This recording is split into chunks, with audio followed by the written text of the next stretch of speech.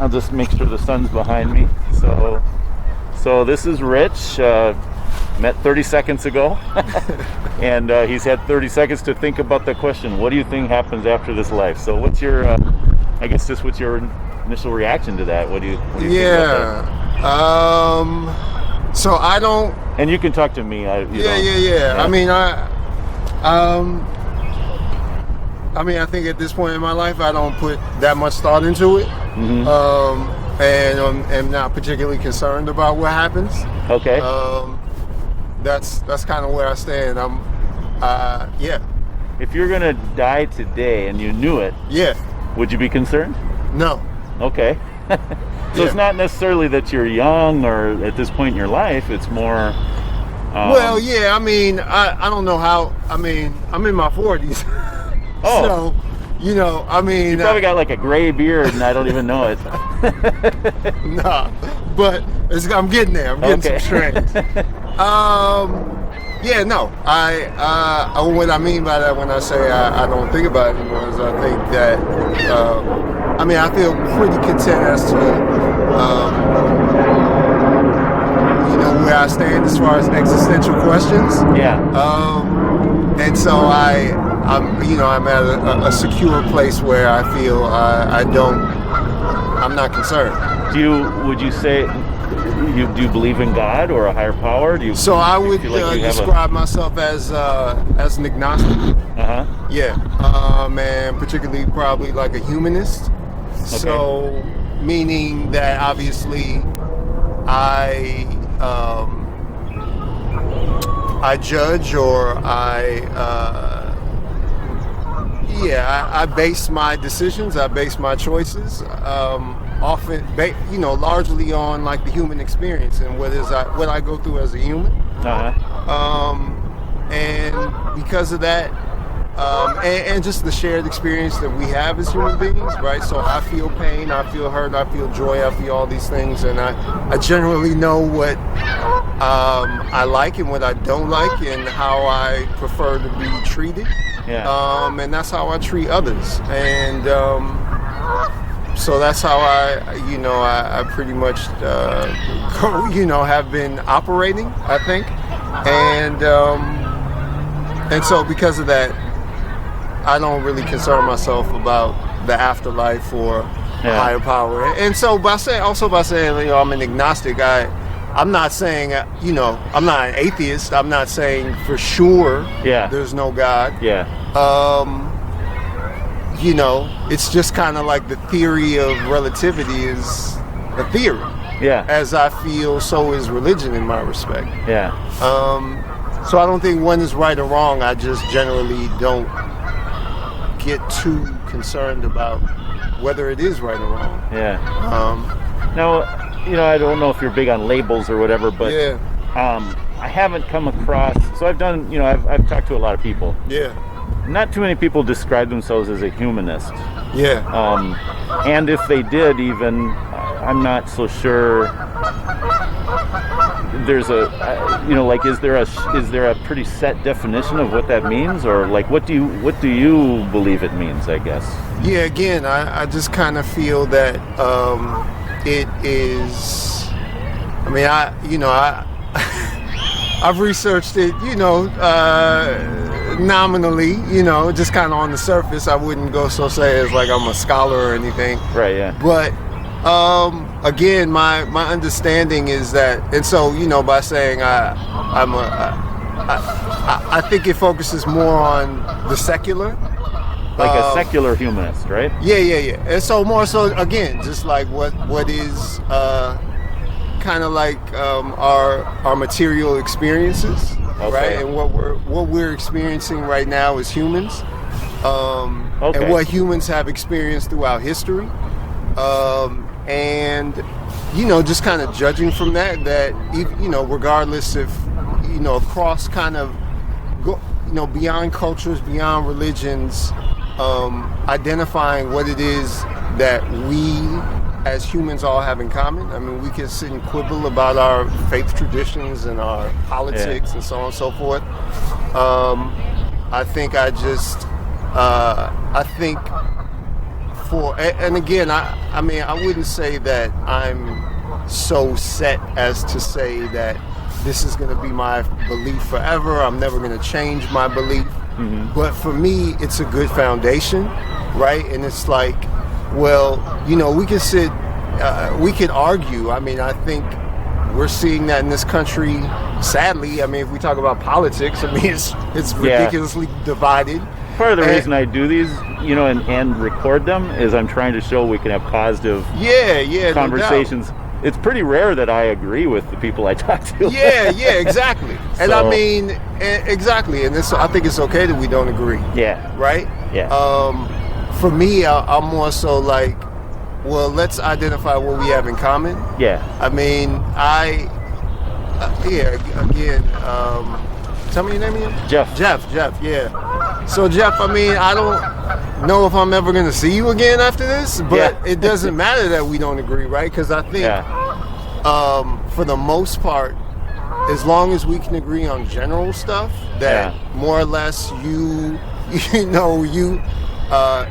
want a safe place to live, you want food on your table, you want, you know... Pretty sure we have a lot in common. Yeah, we got a lot in common, right? And so let's just connect on that. And for the most part, you know, I don't think we're going to be in each other's lives to the extent that we have to agree. So, so that's just kind of my... That's also why I kind of like these kind of conversations. I feel like people are more honest with me than they might be with, say, a family member who wants them to be in their church or be, you know, like, or whatever. So, well, I mean, you don't have to deal with them every day. You don't have to deal with me every day. Yeah, you know? No doubt. I mean, I think for me, like, I actually, I mean, my mother was a nun.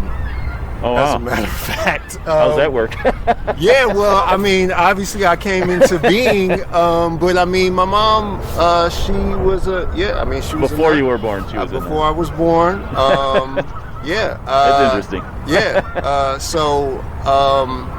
And so were you raised Catholic then? Yeah, I was raised Catholic, and she went to church. You know, I mean, she's still alive her entire life, and I mean, my father wasn't Catholic. But you know, her experience was she felt like the convent was extremely strict. So she just decided to leave. Like she had questions about the world. You know, I mean, my mom is in her late 70s, so she came into being came into herself like around 50s, 60s. You know, the TV was just introduced, and all those worldly things were restricted in the convent, and she wanted to learn those things. So when she brought me up, even though I was raised Catholic, I went through communion and all that, she did give me a choice. And so when I had questions and I was like, Ma, I don't want to, you know, this doesn't feel comfortable for me, and so on and so forth. I mean, we still have conversations about religion today. I mean, we just yesterday or the other day we were talking about Thomas Merton. You know what I'm saying? So Thomas Merton, he's so he's like I think he was part of like this monastery, but he was like a monk.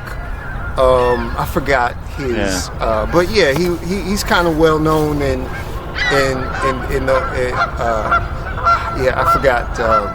Like in the Catholic world, order. maybe. Yeah. I'm not Catholic. I'm Protestant. Got you. So anyhow, but not that I. Couldn't learn about someone like that, but so I mean, I just say all that to say that I felt like I've always had a space. One, you know, a woman who obviously is very familiar with the Catholic Church and Christianity, and any questions I had about Christianity or faith, I always had a space to talk about it, right? And even though initially I was very apprehensive, because I was like, what is my mom gonna think? But I mean, she's always been open, and I think that's helped me in my development. To be able to have these conversations. Was there a point where you would say you believed in God? Yeah, I would say so. Like I said, I'm not saying no. I'm not. Again, when I say agnostic, I think it's somebody who just doubts. Yeah. Right. And I think it's honest for me to say that I doubt. Yeah. Right? I think to say that people don't doubt is like... It's actually, so to me, to doubt would be more like a skeptic. Exactly. So an agnostic, agnostic, the root word actually means ignorant, which not in a bad way, but willing to admit not know. that I don't know. Yeah. And so I think that's a very wise approach to take. Yeah. You know? Yeah, and so I'm not saying that I don't believe. I just think that I would based say on what you know so far. based on what I know so far, and I think, I'm curious. I still try to explore, religious traditions. Yeah. And am open to learn that. And so to me, it's like an ongoing process. Yeah. Right. So again, I'm not stating that I'm ever closed off or that I'm closed off to other people's, to learning, but that is, this is the kind of the foundation of, where I am. Yeah. And I feel like it's a foundation where I can either build from, or grow or learn, or eventually maybe, join a faith tradition. Yeah. But if not, I do feel comfortable as to, where I am. I'm still thinking about the term secular humanist.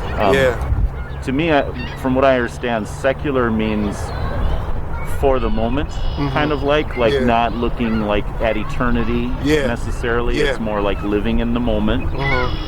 And then humanist would be more like you were saying, it's your physical existence, not necessarily there's a spiritual aspect to it. You're just living out, you said, the human experience. Would you say that do you feel like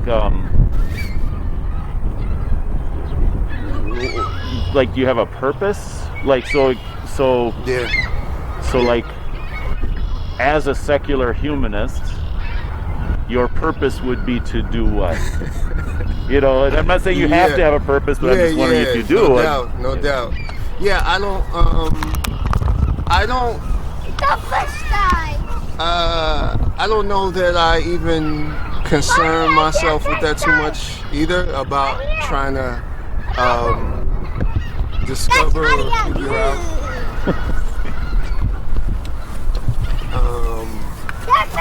Or to define, what that is. Because I don't know. For me as a Christian, my purpose comes from the one who made me and made me for a purpose. To just come up with my own purpose would be pretty arbitrary, Of course, one can maybe purpose, argue selfish.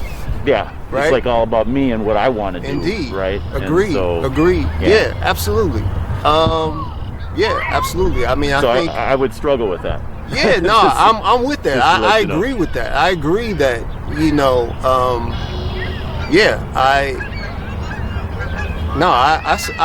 I agree with that. I think in terms of defining one's purpose from an individual standpoint versus a non-individual from a communal standpoint, or cultural, whatever the case, or even spiritual. Spiritual. You could have a purpose within a community. Or spiritual, right? We could go through all different sort of aspects. Now, do you believe you don't have a spirit? As a humanist, your body, it's all about the physical. Your body is you. Yeah. And when you die, there is no more you. Right. Yeah. So really, you don't have a spirit. I'm not saying it sounds kind of bad, man, you have no soul, or whatever. But, So another thing I would say that I would describe myself is also. So I wouldn't. I would say yes to your question about whether if we call it a spirit. So I think the other another. All right, so. I got you thinking, I could tell. Yeah, no, absolutely. Take your time, too. Yeah, no. What I think is that... not too many people watch these videos, so I hope you don't worry that, you're on camera, you got to say something. No, take your time. Yeah, no. I definitely do. I will say that I think that there's a force, there's a transcendental, if you will, force that exists beyond human existence, and there's a force, life, spirit, whatever you want to call it, that connects all of us. You know what I'm saying? I personally feel like what's in that dog or what's in this tree,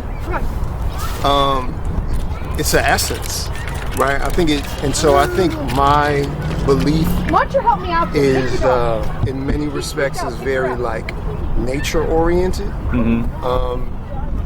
And in regard, so in addition to like the human experience, I also feel like I look to the natural world and try to recognize the life that exists around us, whether it's water, whether it's trees, leaves, whatever. And I think insects, all that. I think the life that emanates from those things is the same life that's within us. Almost sounds like, would you say, like energy? Sure. Like, because I think a person can believe in God and say God is personal or impersonal. Yeah. And impersonal is more like an energy of some sort that doesn't make decisions or have choices, just kind of like is a bigger power than us. Yeah. But not one that's gonna like say hold us accountable or Yeah. And then once we start saying, well, this God has morals and like that holds us accountable, and then it's a personal being, Yeah, I that's fair. I think that's a fair description. I don't necessarily see God as a eternal being or so forth. You ever thought about like where everything came from? Like the Christian idea is there's a creator. Well, I believe in the Big Bang Theory. I believe in evolution. But even that, like, someone had to like be the uncaused cause, the original, something that set it all off. Well, not necessarily. I mean, I think that's kind of leaning into creationism and intelligent design, which I don't agree to. Yeah. So, I wouldn't say that so much. I'll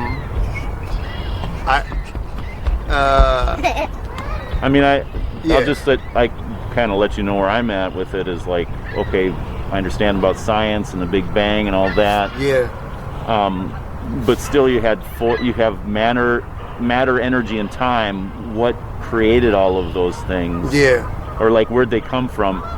If they exist, then did they make themselves exist? Or like, can we say nothing brought everything into being? Yeah. And so I actually, as a Christian, I mean, the Bible says in the beginning God created. It's basically saying God already existed forever. Yeah. God is the original uncreated being that brought everything into existence. And so I would say that is actually more believable to me than to say nothing created everything, Yeah, that's fair. And again, I think that's your right to believe that. I think I would go back to your initial question, which is, again, I'm not like a hardcore atheist or necessarily like, okay, this is, I believe in evolution and I can spout off all the scientific reasons. I mean, I just don't concern myself with it. Yeah. I mean, it doesn't matter to me. Well, let me ask you this. Say your name again. Rich, okay. Yeah. It sounds like you have from your mom and stuff, like a grasp on, what the Bible teaches and what Christianity is about. Yeah. And it sounds like you're open-minded. So so let me run this. If you were to die and you find out that you are being held accountable by a creator who made you and gave you moral values, like a judgment day, the Bible says there's a heaven and a hell, and Indeed. God is our judge. Right. Not what you believe necessarily, but according to what you know about the Bible or about Christianity, how do you think you would do on such a judgment day? Yeah. again, because and I'm asking, you know, yeah. I'm a Christian. I believe I will go to heaven. I believe God has made a way for everyone to go to heaven. Right. I would want to see you there, but I also know that I can't convince you of anything. So yeah. But sometimes people don't have like their perception of what Christianity actually teaches is not actually what it teaches. So that's kind of why I'm asking. I'm just trying to get an idea of what you think about it. You know. Yeah. I mean,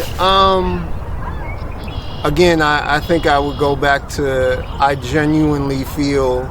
I mean, I'm certainly haven't been a perfect human being. I mean, I've lied, I've stolen. You and me both. You know, things like that. You know, but for the most part, and I, you know, I'm not going to go so far as to say that there are certain acts. I mean, I certainly haven't done certain things, so I haven't killed anybody, I haven't stabbed, done anything like that. But I'm also not going to say those things to qualify me, because I'm not going to say them to disqualify anybody who has, and to say that they're unsalvageable or whatever have you. Yeah. But I mean, again, genuinely. To be honest with you, Jeff, I think there are so many questions. There's so many issues that we as humans, or just from our daily lives, that life is complicated. Yeah, life is complicated, right? And what I've chosen at this point helps, I think, for me, make sense of. And it enables me to kind of go from day to day. Yeah. Do you think? I'm sorry. No, just to say that. I mean, again, like at the very least, I kind of follow the golden rule, and that is, treat others as you wish to be treated. And we haven't even perfected that. Oh no. You know what I mean? So I just am like, well, I'm not concerned about these big questions. Like I really want to work at, man, how can I on an individual level, and I also want to help other individuals, right? So I think for me, I really I am concerned about myself, but I am like, what am I doing for other human beings? Yeah. Right? Do you think, because I think, I'll just say lastly, I think that, I don't think people are poor or poverty exists, or all the ills that exist in this world, I think are largely have been caused by man, have been caused by systems and institutions.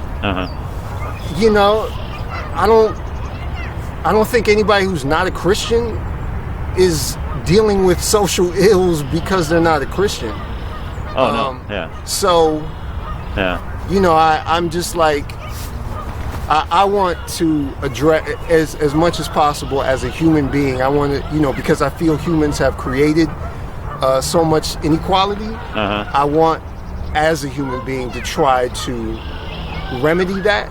Yeah. And not to say that it has to be absent or devoid of spirituality or faith. I think there's a lot of beauty that has come from religion, but I also think there's a lot of ugliness that has come from religion. And so, even for that, I think, I was just talking to my niece about this. I think I've always more so been drawn to like an interfaith community, as opposed to saying, hey, these are our differences, and this is where we diverge. Like, let's find our commonalities, and see where we can get along. I mean, I think diversity is a beautiful thing in all respects, whether it's religion, whether it's race, gender, whatever the case. And so, I think I'm just more concerned with the human condition and how we can do a better job, because I do believe we can do a better job. Yeah. Do you so much you've said that I'd love to talk to you about, but diversity is an interesting thing. So I know Christianity is like a lot of the things that Jesus said are a big turnoff to people today, because he made some claims like, I am the way, the truth, and the life. Yeah. No one comes to the Father but through me. Like, he was very exclusive. Yeah. And so there's an exclusivity. One can say that about Judaism as well, which is extremely exclusive. Oh yeah, I mean, you have to be born into it. Yeah. So it's exclusive, and yet Jesus came and died for the whole world. So whoever puts their faith in him. So it's inclusive because it's for everybody, but it's exclusive because it's saying, well, there's one answer to, how can you be in a right relationship with your Creator? Yeah. And Jesus said it's through him, and so I get that. So I don't know if like Christians take every shape and size and color and language and like around the world. Yeah, indeed. There are people within Christianity. So you talk about inclusive. It's not limited that way, and even going into other countries where people haven't grown up Christian, but yet there's a lot of Christians. Yeah, absolutely. Absolutely. So I like the universality of Christianity. Even though it sounds exclusive from the start. And it's funny, I'll just say lastly, I did my master's, I got a master's degree. I got one of my, my thesis, I did it on, and it was kind of like an Africana studies. So anyway, but African, like South Africa? No, Africana meaning like Pan-African, kind of like Americana. Yeah, okay. Are you in like sociology or what? Well, it was like Pan-African studies. So it was more so kind of, it was looking at African civilizations, ancient, mainly. So looking at whether it was ancient Egypt, Nubia, so on and so forth, and their worldview, and trying to, I would say it was trying to identify, looking at the core of these early ancient civilizations, seeing what their worldview was, and also just trying to identify the ways in which it has shown up or showed up in other cultures as they spread throughout Africa. Right? Well, so one of the things that I looked at in terms of when we talk about Christianity, like for me, I mean, I really am, like, I love learning, and I consider myself a student. Yeah. And so one of the things that appealed to me was, like the Gnostic movement, or the Gnostics, right? Which were obviously the opposite of agnostic, right, in a way. Yeah. And so, I was introduced to that in the program, in certain books, and I think I spoke to my mom about it as well a bit. But just how much diversity was in early Christian communities prior to the time when the Roman Empire adopted it and perhaps co-opted it. Yeah. I mean, because obviously you're a Protestant, which obviously came after that, right? Yeah. So I mean, to me, it's hard for me to say. I don't know. It's really hard for me to embrace any particular denomination because I am like really inquisitive and I just enjoy learning, and I'm like, okay, cool, this is what Protestantism is about, and I'm interested in that, and that makes sense.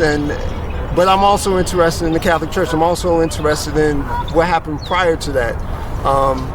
And it's hard for me to say who was right or wrong, right? And to me, it's more of a continuum. Like, okay, I understand how these things developed, and I understand, the push for Protestantism, right? Because it was like, at least to my understanding, you could probably correct me, but it was, obviously the Catholic Church was extremely hierarchical, right? And it was like the common people can't have any faith unless it goes through this intermediary of priests or so on and so forth. Whereas the Protestant movement was like, no, I have a direct connection with my Creator, right? I don't need this intermediary, and I'm for that. Yeah. Right. So I get that, but I'm I think for me is like, well, I don't know. It's hard for me to just settle on one tradition and be like, okay, that's the answer, because I think I'm all, just one, and also I'll say like, so I'm mixed. So my mom is white, my dad was black, and I think my entire life I've just always had to look at all sides, right? I've just had to. Yeah. And I think, growing up in that space and growing up in that space and that type of household, I just always had to view things from both sides. And did your dad have a faith tradition? He was Episcopalian. Well, that was his tradition. But again, he didn't really go to church that often. And we talked about faith, but he didn't, again, like I said, he was Episcopalian, my mom was Catholic, but they both did their separate thing. And they didn't share in it. That's all. I just wanted to contextualize my view is that I think for me, in order to just have sanity and make sense out of my personal life, I've just always had, it's been critical for me to see all sides of a story. Yeah. And not just be like, and in one sense, it's very conflicting, right? But at the same time, it's kind of kept me grounded. Yeah. You know what I mean? Like, it's forced me to, like, even just saying, like, when I decided to major in Africana studies, I questioned, like, man, what is my mom, or what's my mom's side gonna think? Or I remember when I first put up a Malcolm X poster, and I was like, man, all these things. I was like, what is how is it gonna reflect? So I asked if you were like in sociology. So the actual major is Africana studies. That was your thesis. Yeah. Okay. Yeah.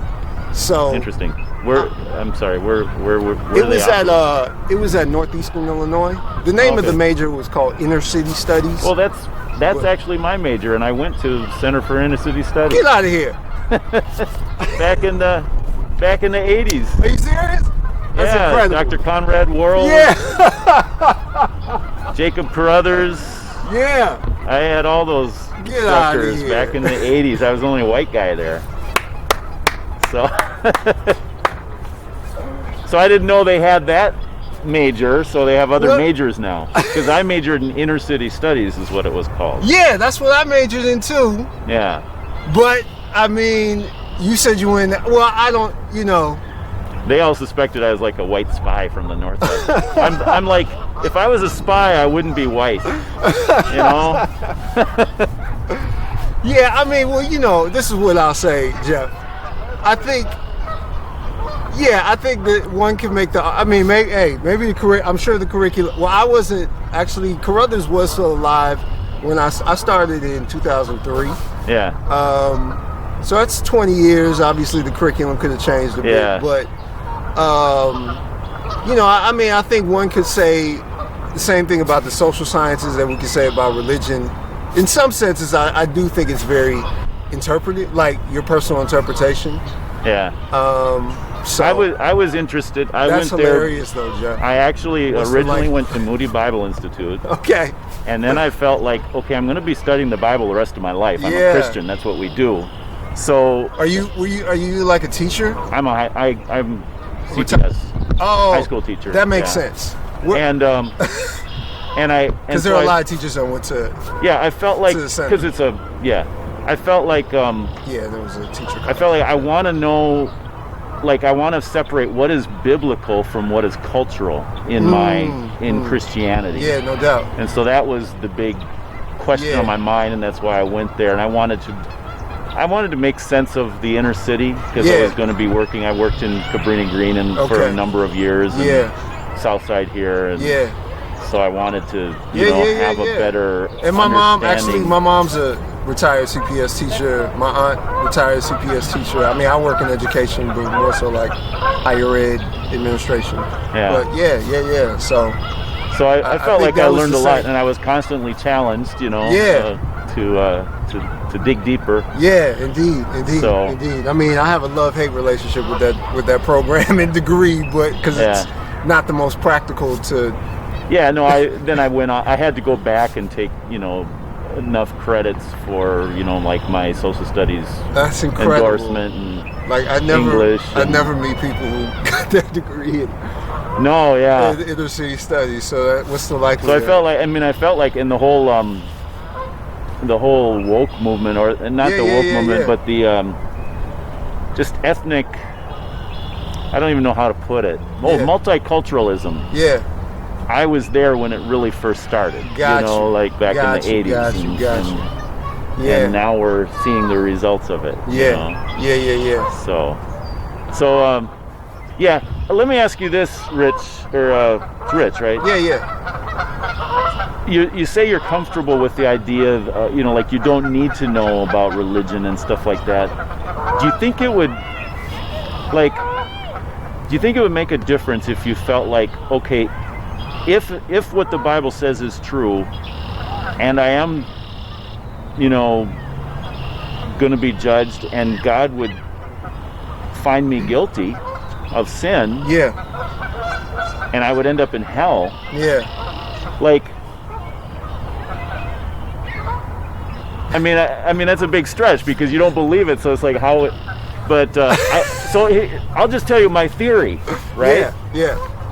My theory is that hardly anyone believes that, because Yeah. if they really believed it, they would do something about it. Yeah. You know what I'm saying? Yeah. So when you say like would you say you're based on what you know of the Bible, are you a good person? Yeah. Well, You know, let me are you? Yeah, let me say this, Jeff. I mean, just from this conversation with you, you see, like, I think just from the conversation, the human piece that we're talking about, right? How you doing? Like, and just from what you shared, Yeah. obviously there's, we surprisingly went to the same grad school, but like I can. Actually, that was my undergrad. Oh, you did undergrad. Yeah. Got you. Okay. Yeah. Well, nevertheless. Yeah. Right. Had a similar experience. Yeah. And the fact that you're able to engage in the conversation, like those are characteristics that I value and respect. Yeah. Right. And so for me, I feel like, okay, well, this is a reasonable guy, and so my view of you is, well, I'll just say that I appreciate your willingness to respect, obviously, my viewpoint, right? Yeah. And I have genuinely felt that, at least in my experiences with other Christians, that hasn't been my experience. Yeah. Right? Part of the reason people I'm making don't- the recording is I want other Christians, if they're going to share their faith, they have to be able to engage in these conversations. I want to set a good example. Yeah, and they have to be able to engage in these conversations. Yeah. And I feel like if people can't even engage in the conversation, then I'm just like, that's a turn off. I've had Christians Particularly if you're go trying to, with like- me, Yeah. and the minute they hear something that the person's saying that they don't agree with, Yeah. they're just They turn it off. big argument. Yeah. And it's like, that's a side issue anyway. So Yeah, so I mean, I just wanted to say that to you. So I appreciate that. I appreciate that about you. And I'll just lastly say, I mean, that's not in my conception of God or a higher power, if you will, when I have, or even if I do. It's not necessarily a judgmental God. yeah. In the sense that,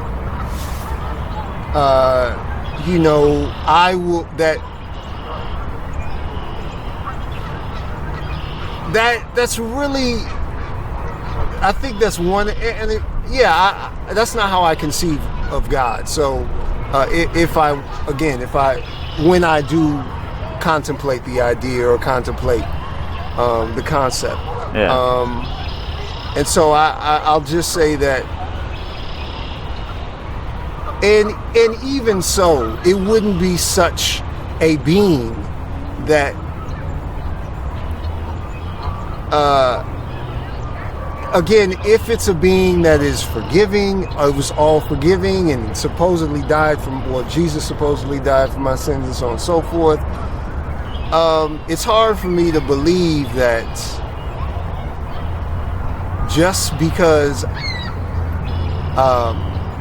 you asked me at one point about spirit. I mean, I really feel like we are spiritual beings having a human experience. I do. I can't. That thought resonates with me, or that idea resonates with me, and so part of me is like, when I think about that, I'm like, okay. Sometimes I wonder, why am I going through this? Why does this exist? So on and so forth. And then I say, well, if I'm really supposed to be having this experience, then I need to be having this experience, and I just need to accept it, and I need to embrace it, and I need to immerse myself in it.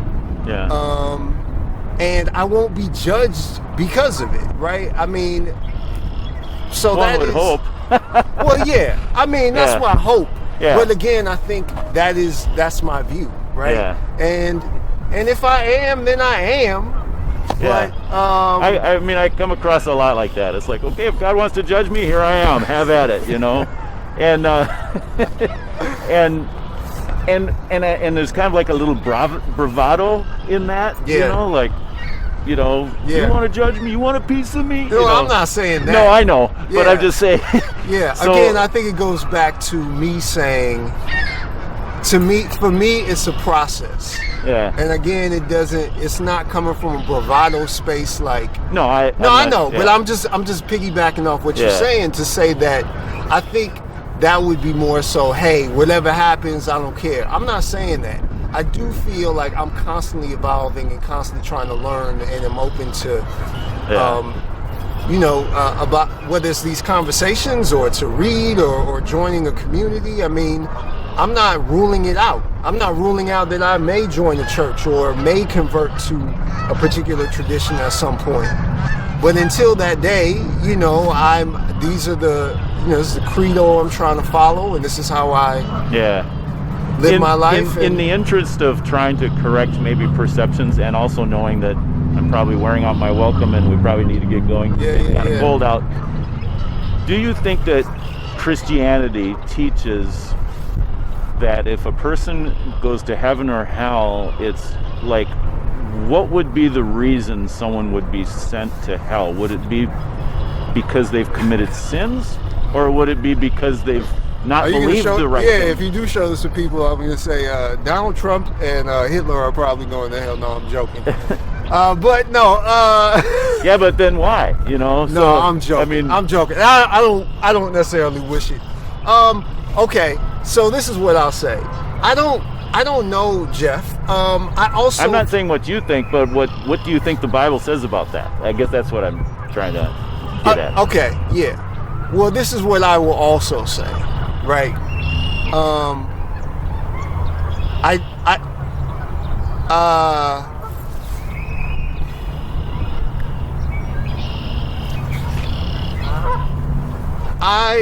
I mean, as far as the question about heaven and hell, and going back to what I mentioned before about like interpretation, man, I think there are different interpretations of even those ideas, right? To say that I don't. When you ask me about the afterlife and heaven and hell, I know that traditionally it is conceived as a place of places that exist that we may be in some case banished to, or greeted into, or welcome into, depending on where the destination. So that's one interpretation, and that's one possibility. I think another possibility is that these are like abstract states of mind and experiences, right? That in our existence, we go through heaven and hell. And so when you ask me about the Bible, I will say this, I'm not a literalist, right? So I don't necessarily, I would say I don't ascribe or subscribe to like the literal interpretation of the Bible. What does appeal to me in what I have read or studied about the Bible is a more like mystical, esoteric interpretation, right?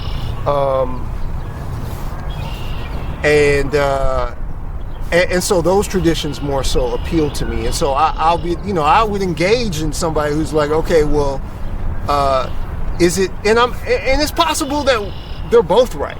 I think I am more like the Bible's a big collection of books. Yeah, so I'll just say that. A lot of genres in there. I'll just say that to your question. I don't. Again, I mean, you're asking me a question that I think is fair, but I don't conceive of it in that way. Yeah. And I just don't. It because I also feel that there is another interpretation. Yeah. And that it exists on a different level, beyond just the literal, the literal interpretation. So, and again, I'm not saying one is right or wrong. Yeah. I just think that they're. Yeah.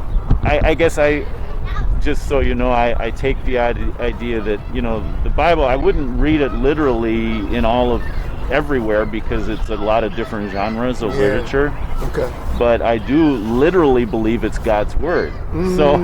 So like God wanted, for example, Jesus wanted to speak in parables, right? Yeah. And these do represent spiritual truths, and what he was saying is not literally what he was saying. Yeah. It had a spiritual meaning behind it. Indeed. So I believe it was literally what God wanted said, but I don't take it literally because there's a spiritual meaning to the spirituals, absolutely. the parables. So I think that's kind of what I'm saying. Yeah. Yeah. So, but what I guess where I would come from is that God is the creator who made us for a reason and has a purpose for our life, and we're intelligent beings. We're made in God's image for a reason, that we can have the possibility of a relationship with our Creator, and so He would reveal His purposes to us, not leaving it up to our imagination, not saying, okay, there's 10 billion people in the world, or however, every single one's going to have a different idea of truth. No, there's a truth, and God wants us to know it. And so I see the Bible as God's revealed truth. Yeah. Now, if I don't understand it, I mean, did I understand it as well now that I did the first day I opened it up and started reading it? Yeah. No, and my understanding's been growing as I've made a habit of reading it, every day. Yeah. And so have I reached completion in understanding it? No, it's a huge, there's a lot to know. Yeah. And it has to be combined with obedience and